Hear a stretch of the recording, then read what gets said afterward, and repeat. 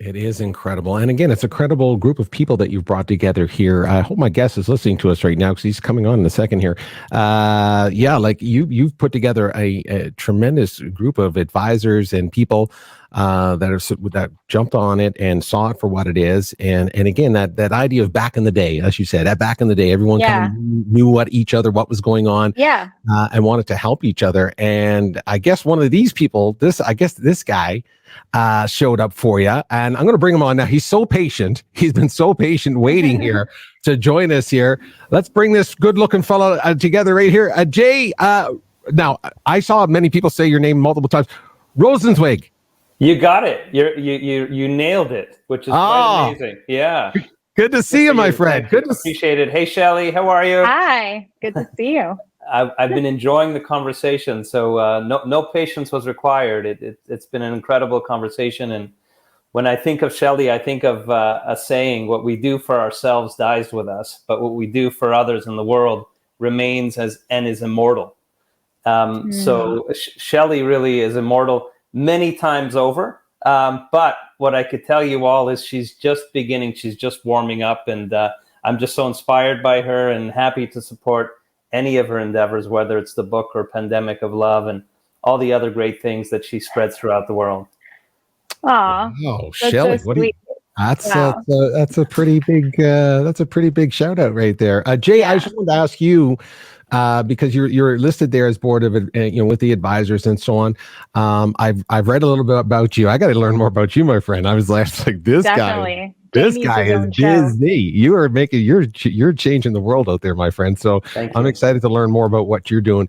Just tell us a little bit, why that connection was so strong with Shelly. And I see the book in the background back there. Maybe you can comment and bridge Pandemic of Love back to the book as well. But what was that first that first instinct to say, I really need to reach out to this person, and this resonates with me?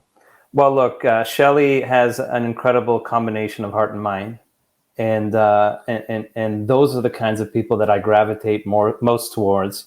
And anyone who's willing to give of themselves unconditionally is an instant friend of mine. So Shelly and I hit it off really quite immediately when I heard about the concept of Pandemic of Love. I'm like, well, here I am. Anything I can do to help.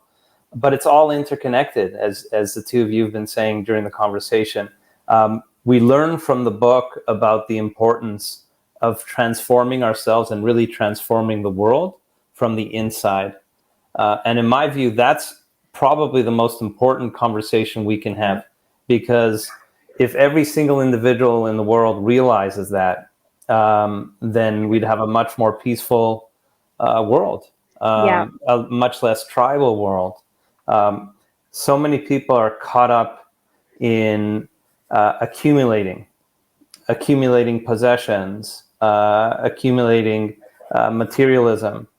We talked about even the physical body being only one aspect of really who we are. It's not the essence of who we are. And if we truly understood that, and worked on our own inner engineering, we'd be able to transform the world. And we need more and more people like Shelly really preaching the gospel, if you will, and I say that, of course, metaphorically, about the importance of really working on your inner engineering, because a lot of people ignore that, and they're always focused on the external, and we need. It's time that we put a stop to that and encourage people to really dive into what's essential. Yeah, Shelly, what's some of your thoughts on that? Well, Jay is somebody who definitely is the embodiment of showing up. He really just showed up in my life and was like, I'm here. What do you need?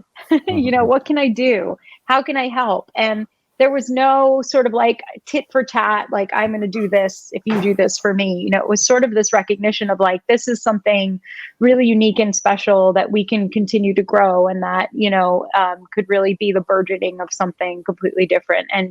And it's this, again, heart-centered approach, as he was saying, this heart-centered leadership, I think, that ultimately is really what we need more of in this world today. When you look at some of the wealthiest people in the world right now. You don't look at them and say like, oh, that person is a very compassionate human being. You kind of have a lot of other choice words when you think about them. And certainly they're hardworking and they're smart and they're all of these things for sure. But compassionate is usually not the one thing that kind of comes to mind, or heart-centered. And so I think that really that's the root of where we need to get back to. Not just in the corporate world, but also obviously politically, because I think we've fallen so far away from that as well. And ultimately, that's really going to be the only fabric, the only solution, if you will, that's going to repair the world, which needs a lot of repairing. So people like Jay, who show up and who put their money where their mouth is, and put their effort and their weight where they see that there are issues in this world, rather than just complaining about it, are definitely the people.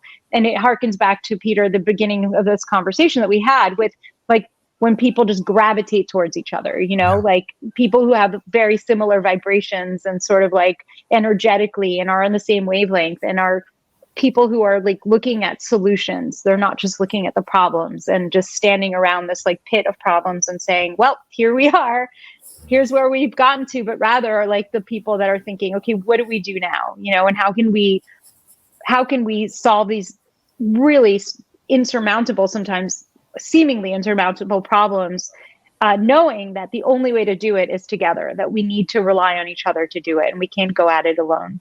One of the things that Shelly mentioned resonated with me in terms of really doing what you can. I remember back in law school asking my mentor,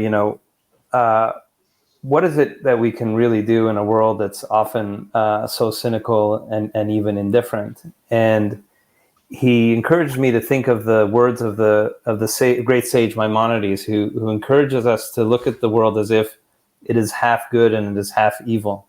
And if you look at it in that way, then one good deed could tip the scales to good. So if you think about it in that way, we all have a cosmic opportunity.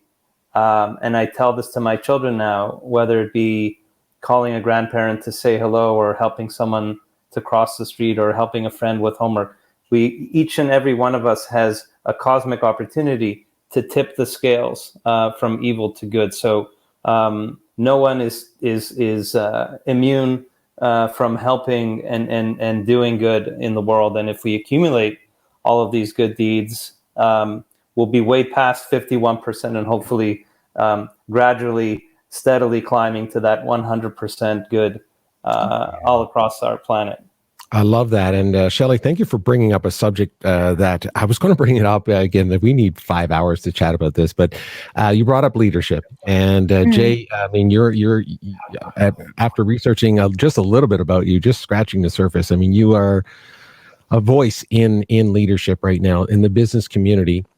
That speaking language that's very similar to what's in this book and everything that we've been talking about so far. So if I may, in the background there, let's talk about the book. I mean, we really want to celebrate this book. Shelly has written something that I think we're seeing. It's resonating with people in all sectors, whether it's entertainment, media, but it's also in business and so on.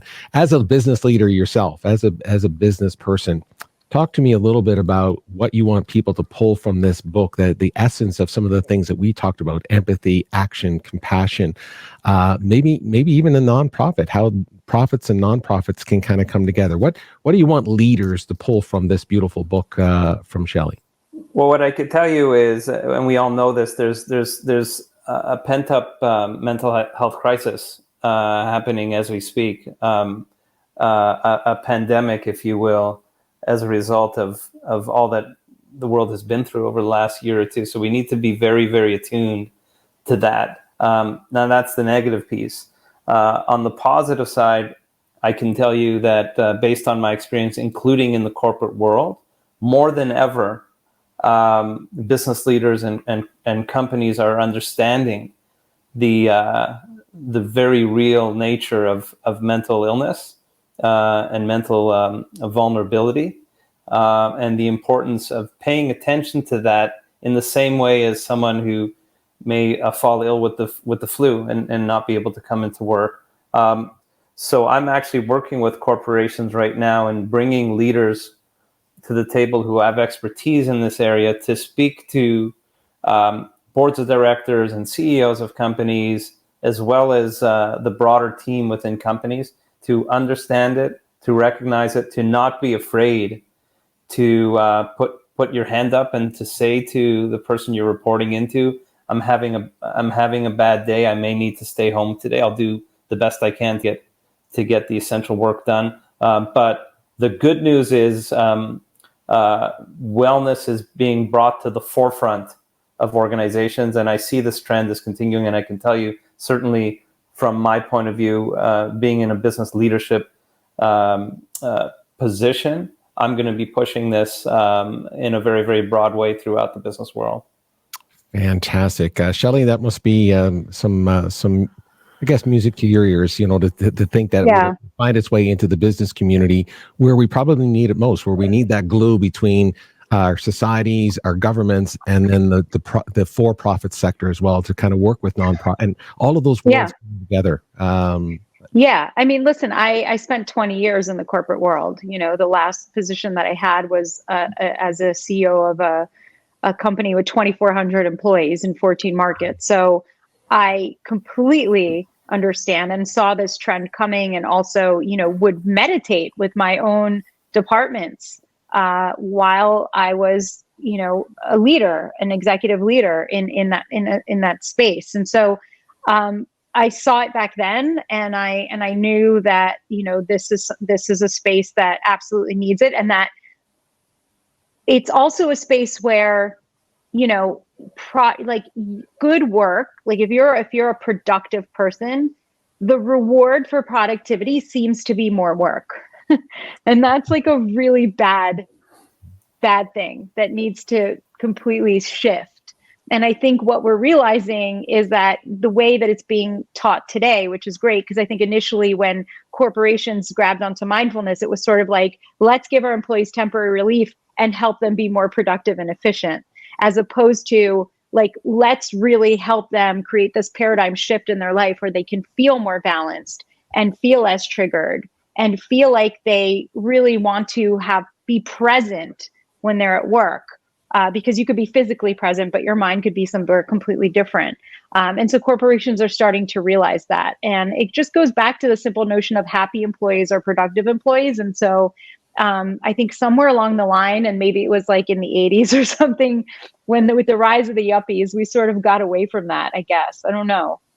Yeah. But Shelly's right. There's a business case to be had for having a healthy and wellness-driven culture, because people will be much more motivated to achieve. By the way, Shelly, like I know of cases of high performers who just kept getting more and more work piled on them, who slowed down because it's like, I don't want to do too good a job, because like I'll be buried all weekend, every single weekend. So there's actually a business and productivity case to be had for understanding the importance of wellness, physical and mental. Yeah.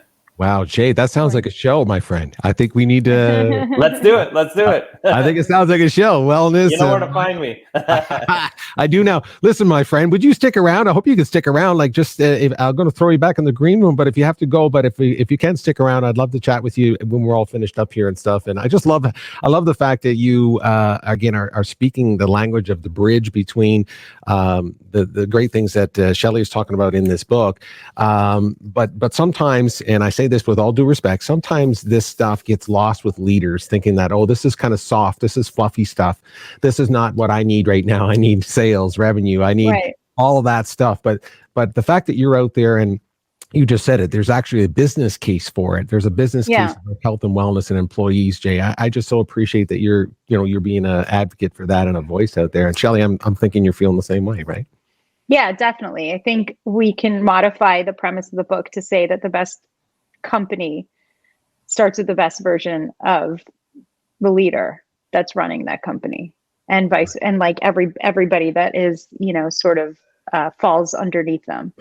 So it's really the same premise. The best version of the world, the best version of the company, the best version of you as a parent, the best version of you as a community leader starts with the best version of yourself. There you go. There's that phrase again. Had to put it up there. We had to show what was going on. Jay, my friend, please stick around. I so appreciate you being here. Thank you. We're going to have that conversation. We need to bridge this. It's interesting. I'm again, it's a regular conversation for myself, only because it is top of mind with business leaders and people in philanthropy, nonprofit, but also on the for-profit side, where we need to bridge these conversations. We can't always be looking to government. We can't always be looking to the nonprofit or the profit. We need to bring it all together. But having leaders out there like you, we appreciate that. So thank you for joining us here today, my fine friend. Please stick around. I'm going to put him right back there. And look, how cool is that guy to have on your team? I mean, that's an amazing. I think he's so great. It's an amazing conversation. Appreciate that.